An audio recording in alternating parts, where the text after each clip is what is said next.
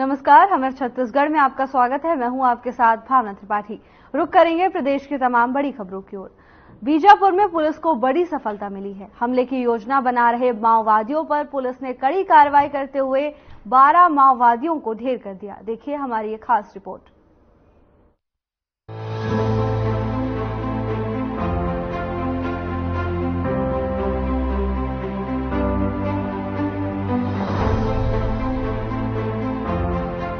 बीजापुर के गंगालूर क्षेत्र में पीड़िया के जंगल में पुलिस और माओवादियों के बीच मुठभेड़ हो गई, जिसमें पुलिस ने बड़ी सफलता हासिल करते हुए 12 माओवादी घेर कर दिए। बस्तर बीजापुर जिले में एक एंटी नक्सली ऑपरेशन चलाया जा रहा था, जिसमें लगातार जिस प्रकार से नक्सलियों का जो उत्पात मचाए हुए थे बस्तर, बीजापुर या सुकमा या दंतेवाड़ा की बात अगर करते हैं, नारायणपुर की अगर हम बात करते हैं, तो जहाँ पे एंटी नक्सली ऑपरेशन चलाया जा रहा है बीते कई दिनों से, जो जिस प्रकार से यहाँ देखा जाए तो एंटी नक्सली ऑपरेशन में आज जो बीजापुर के लिए एक बड़ी घटना को अंजाम दिया, एक बड़ी सफलता मिली है, जहाँ पे 12 नक्सलियों को यहाँ पे आज जो लगातार पिछले रात से जो जिस प्रकार से फायरिंग वगैरह चल रही थी, जिसमें गोलीबारी हो रही थी, वहाँ पे 12 नक्सलियों को मार गिराया गया है। आप दिखा दूं कि जिस प्रकार से ये साड़के हुए हैं, जिसमें से 10 वो पुरुष नक्सली हैं और 2 महिलाएं हैं।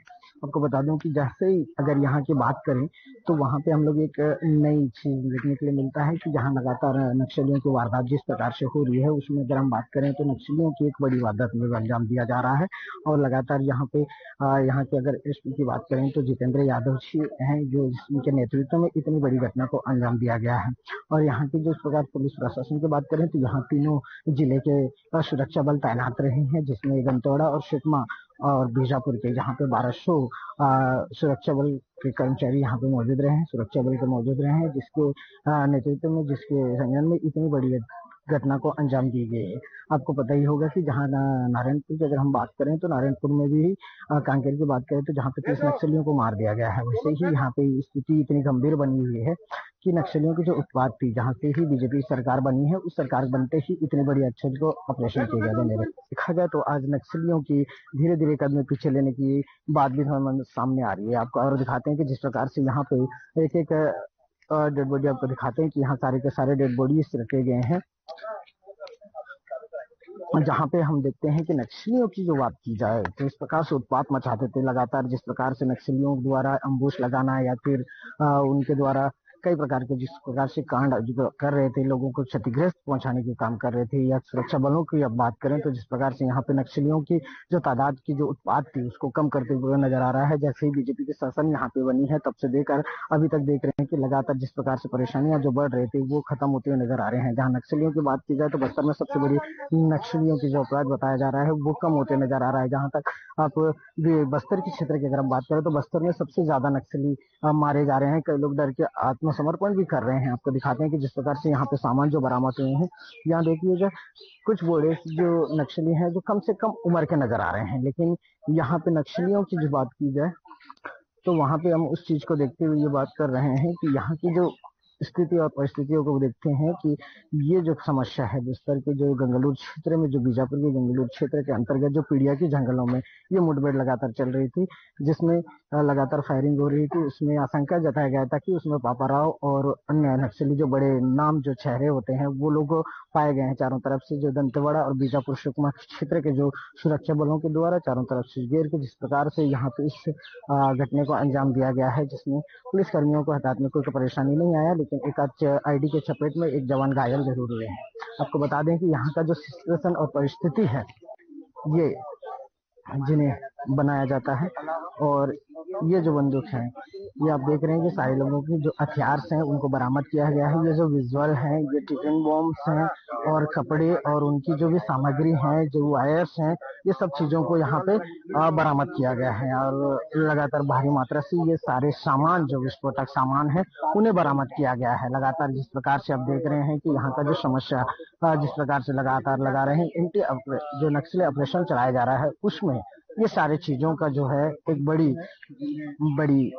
घटना को अंजाम दिया गया है। आप देख रहे हैं कि इससे पहले जो कांकेर में 30 नक्सलियों को मार दिया गया था, उसमें उसी प्रकार से यहाँ एक कई घंटे फायरिंग के बाद इस घटने में और भी आशंका जताया जा रहा है कि बहुत से नक्सलियों को गोली लगा, लेकिन यहाँ पे सिर्फ 12 साल ही बरामद किया गया है। जिस प्रकार से एंटी नक्सल ऑपरेशन चलाया जा रहा है, जिसने आपको बताया था कि यहाँ जो पीड़िया के जंगलों में जैसे मुठभेड़ हुई है, वहाँ पे जैसे गोलीबारी हो रही थी, तीनों जिलों के सुरक्षा बल वहाँ पे तैनात रहे हैं। जो 1200 सुरक्षा बल वहाँ तैनात रहे हैं, जिसमें 12 नक्सली मारे गए हैं, जिसमें से 10 नक्सली पुरुष के हैं और 2 नक्सली महिलाएं जो मारे गए हैं। टोटल 12 नक्सली मारे गए। उनके जो हथियार बरामद किए गए हैं, जो उनके भरमार थे, बड़ी संख्या में उनको बरामद किए गए, उन्हें हम दिखाने की आपको कोशिश करेंगे। ये जो है ना, ये फाइल्स हैं उनके जो बनाए गए, ये फाइल्स हैं, आप देख रहे होंगे। और ये उनके शूज हैं और ये जो वायर है जहाँ पे बम लगाया जाता है, आगे आपको दिखा दिया देखेंगे वायर है।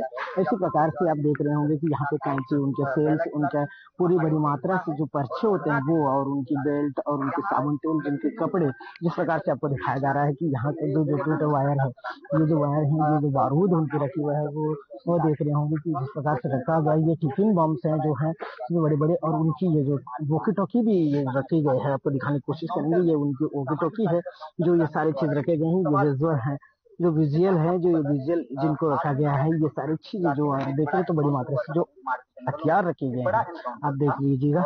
और यहाँ पे और चीजें आपको बताया जा रहा है कि जिस प्रकार से ये जो नक्सली जो ऑपरेशन है चलाया जा रहा था, उसमें एक बड़ी सफलता पुलिस सुरक्षा बलों को मिला है और सुरक्षा कर्मियों को मिला है। ये तो बड़ी एनकाउंटर इसको माना जा रहा है जी का, जिसमें बड़े बड़े नक्सलियों का नाम भी यहाँ पे शामिल रहा है। मौजूदगी बताया जा रहा है कि जो एंटी नक्सल ऑपरेशन के दौरान बताया जा रहा था कि जैसे कि बड़े चेहरे, बड़े नाम, जो पापाक्षर जैसे नाम है, पापाराव जो नाम है, सॉरी पापाराव जी का जो नाम है, ऐसे नामों को यहाँ पे उजागर कर रहे थे। लेकिन एक बड़ी सफलता पुलिस कर्मियों को मिला है, इतनी बड़ी इनकाउंटर मिली है। और बीजापुर में इस प्रकार से ये जो बस्तर क्षेत्र जो है, ये नक्सली प्रभावित क्षेत्र है। यहाँ पे नक्सलियों की उत्पात सबसे ज्यादा रहती है। और आपको बता दूं कि इस टाइप के इस बस्तर के क्षेत्रों में, जो घने जंगलों में जो इस प्रकार से नक्सलियों ने उत्पात मचा कर रखा है, जैसे ही सत्ता परिवर्तन हुआ है, बीजेपी के शासनकाल आया है, उसमें जो तेजी देखी गई है एंटी नक्सल ऑपरेशन में सुरक्षा बलों के द्वारा, जिसमें नक्सलियों के पैर लड़खड़ाते हुए नजर आ रहा है, धीरे से पीछे हटाते नजर आ रहे हैं। कई लोग डर के और बाहर क्षेत्र में जाके उन लोग भी। बताया जा रहा है कि ये माओवादी टीसीओसी के लिए जुटे थे। कैंप पालानार और मुतवेंडी कैंप पर हमला करने की इन लोगों ने योजना बनाई थी। पीड़िया के जंगल में माओवादियों के द्वारा स्थापित अस्थायी कैंप को ध्वस्त किया गया। सुबह से शाम तक मुठभेड़ चली, जिसमें मुठभेड़ के दौरान 3 बार माओवादियों के एम्बुश को विफल किया गया। जिला बीजापुर, जिला दंतेवाड़ा, जिला सुकमा और सीआरपीएफ, कोबरा, एसटीएफ, इस सभी का एक संयुक्त रूप से जो है नक्सलियों के विरुद्ध अभियान चलाया गया था। गंगालू थाना क्षेत्र के अंतर्गत पीड़िया के जंगलों में नक्सलियों के साथ मुठभेड़ शुरू हुआ, चला, और इस दरमियान कई बार नक्सलियों के साथ जो है पुलिस का मुठभेड़ हुआ। उस मुठभेड़ में टोटल 12 जो है नक्सली मारे गए हैं, और उसके अतिरिक्त जो है कई नक्सली जो है सर्चिंग के दरमियान जो है हिरासत में जो है लिए गए हैं, जिनसे अभी पूछताछ जो है जारी है। उसके अतिरिक्त जो है कई हथियार जो है भी उनसे जो है सर्चिंग के दरमियान नक्सलियों से बरामद किए गए हैं। जो नक्सली हिरासत में लिए गए हैं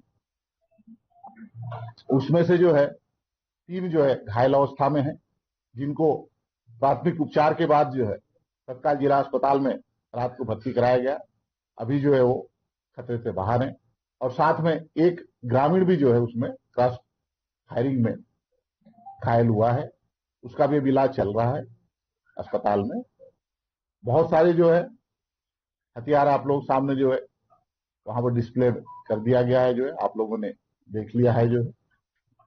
और ये अभियान लगातार जो है लगभग 12 घंटे चला है जो है, और उसमें जो है ज्वाइंट रूप से जो है सभी पार्टियों ने अपना जो है योगदान दिया है।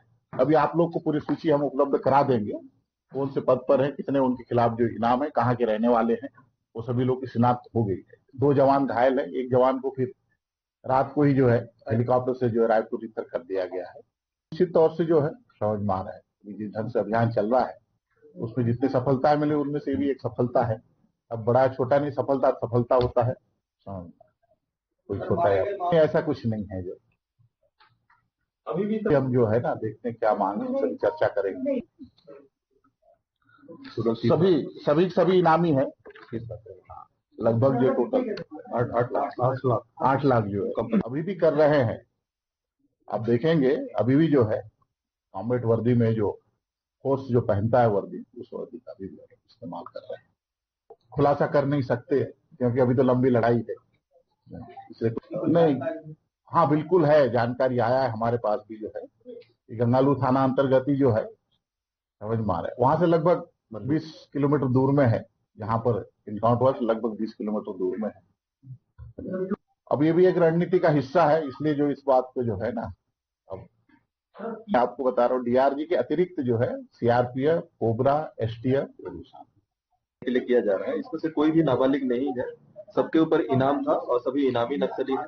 और जो एनकाउंटर में जितने लोग भी हुए हैं उसके अलावा जो गिरफ्तार हुए उसमें भी काफी इनामी नक्सली। तो ये जो जबरदस्ती का प्रोपेगेंडा फैलाया जा रहा है कि इसमें मिली जो है नाबालिग है, इस तरह का कोई इसमें से नाबालिग नहीं है। आप लोगों को सूची मिल जाएगी, सूची के साथ होगा। इतना ही नहीं, पुलिस ने मौके से बीजीएल लॉन्चर, बंदूक, कंट्री मेड राइफल, भारी मात्रा में विस्फोटक, दवाइयों समेत दैनिक उपयोग की सामग्री बरामद की। पीड़िया के जंगल में प्रतिबंधित भाकपा माओवादियों के पश्चिम Bastar division SZC Lengu, Paparao, Darbha division SZC Chetu, PLGA company number 2 के commander Vella, platoon number 13, platoon number 12, Malagir area committee platoon number 24, Gangalur area committee सचिव दिनेश मोढ़िया सहित अन्य 100 से 150 सक्षम माओवादियों की उपस्थिति की सूचना पर सुरक्षा बलों ने इस बड़ी कार्रवाई को अंजाम दिया।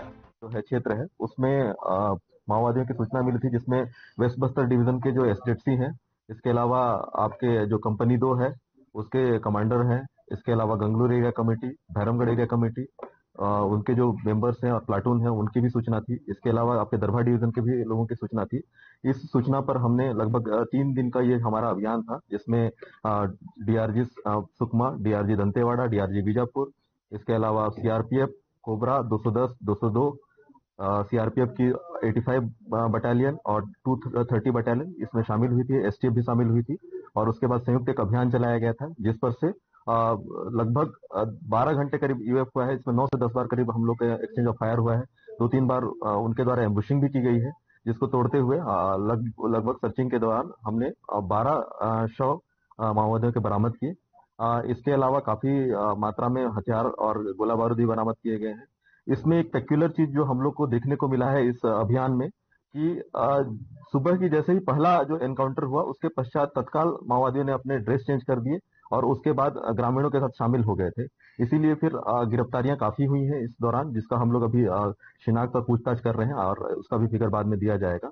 और इस पूरे घटनाक्रम में लगभग हम लोग को हथियार और गोला बारूद काफी मात्रा में मिले हैं। और एक सफलता है जिसमें पीड़िया क्षेत्र, जो कि पहले वेस्ट बस्तर डिवीजन का गढ़ माना जाता था, उस क्षेत्र में हमने ये अभियान चलाया था, एक संयुक्त रूप से अभियान चलाया था। और ये वेल कोऑर्डिनेटेड था, क्योंकि इसमें कई सारी टीम हमारी जो इन्वॉल्व थी उनके बीच में कोऑर्डिनेट करते हुए ये अभियान चलाना थोड़ा सा मुश्किल था, but it was great success for coordination. Sir घायलों के बारे में इसमें हमारे 2 जवान घायल हुए हैं। एक आईडी की चपेट में हमारे एक जवान घायल हुए थे, जिसको तत्काल रायपुर रेफर किया गया है। इसके अलावा 3 नक्सली जो है वो घायल हुए हैं और एक ग्रामीण जो है वो घायल हुआ है। आईडी ब्लास्ट में कोई युवती घायल हुई? अभी हमें प्राइमा फेसी एक सूचना मिली है, जिसमें मल्लूर क्षेत्र में एक युवती के आईडी ब्लास्ट में मृत्यु होने की सूचना है, जिस पर तस्दीक किया जा रहा है और संपर्क किया जा रहा है कि वो तत्काल उसको रिपोर्ट करें ताकि आगे की वैधानिक कार्रवाई की जा सके। माओवादियों की शिनाख्त हो चुकी है, उसमें से ये PPCM, ACM लेवल के मेंबर्स भी हैं, कंपनी 2 के सदस्य हैं, इसके अलावा मिलिशिया प्लाटून कमांडर और मिलिशिया सदस्य भी हैं। टोटल लगभग 30 लाख के इनामी इसमें ढेर हुए हैं। जैसे रणनीति हमारी चेंज होती है, नक्सलियों की भी रणनीति चेंज होती है। तो पहले भी कई बार हम लोग को ऐसी सूचना मिली थी और पहले के जो हमारे जो अभियान होते थे उसमें भी ये पाया गया था कि ये अपने कॉम्बैट, अपने जो जवानों के जो कॉम्बैट यूनिफॉर्म है उनको उसके रूप में रहते हैं ताकि हम लोग को छलम कर सकें। तो ये एक उनकी भी एक टैक्टिक्स की वो है, तरीका है, जिसमें हम लोग को ये जो यूनिफॉर्म मिला था। सर कितने जवानों को इस ऑपरेशन में? ये स्ट्रेटेजिक है, इसको हम नहीं बता सकते, ना प्लान डिस्को क्लोज कर सकते हैं। तो ये एक स्ट्रेटेजिक पॉइंट है हमारा। तो हमें जानकारी नहीं तो, लेकिन ग्रामीण की हमें कोई सूचना नहीं मिली है। अगर सूचना मिलती है तत्काल उसका भी इलाज कराया जाएगा। बताया जा रहा है कि इन सभी माओवादियों पर इनाम घोषित था। सभी माओवादी 31 लाख के इनामी थे, जिनकी पहचान हो चुकी है। ये तो साफ है कि सुरक्षा बल प्रदेश से नक्सलवाद को खत्म करने में पूरी तरह से जुट गया है। जो नक्सली सरेंडर कर रहे हैं, उन्हें समाज और विकास की मुख्य धारा से जोड़ा जा रहा है, और जो अभी भी नक्सली वारदात को अंजाम दे रहे हैं, उनके खिलाफ कड़ी कार्रवाई की जा रही है। Bureau report.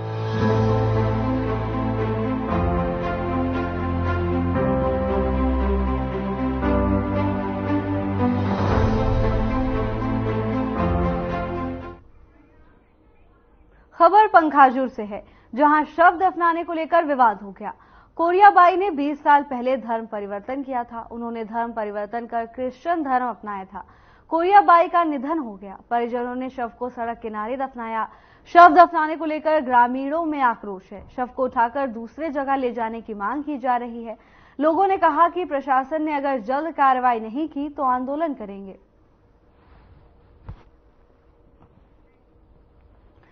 खबर पंखाजुर से है, जहां शव दफनाने को लेकर विवाद का मामला सामने आया है। जानकारी के मुताबिक कोरियाबाई ने क्रिश्चियन धर्म अपना लिया था, जिसके बाद उनका निधन हो गया।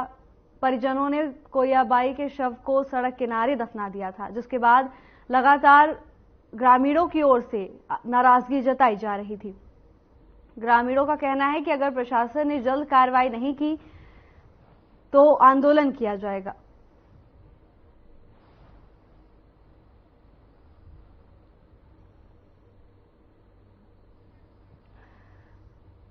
पंखाजुर में शव दफनाने को लेकर विवाद का मामला सामने आया है। जानकारी के मुताबिक मृतका ने धर्म परिवर्तन कराया था। उन्होंने क्रिश्चियन धर्म अपनाया था, जिसके बाद ग्रामीणों ने आक्रोश जताया है। मृतका का शव सड़क किनारे दफना दिया गया।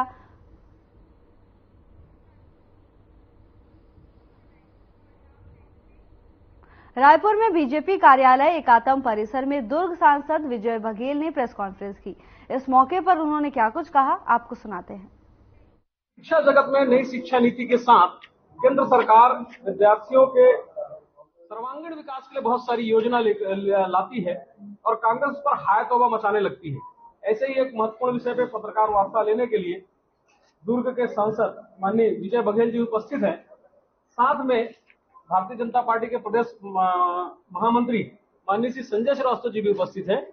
मैं ससम्मान माननीय विजय बघेल जी से अनुरोध करूंगा कि पत्रकार वार्ता प्रारंभ करें।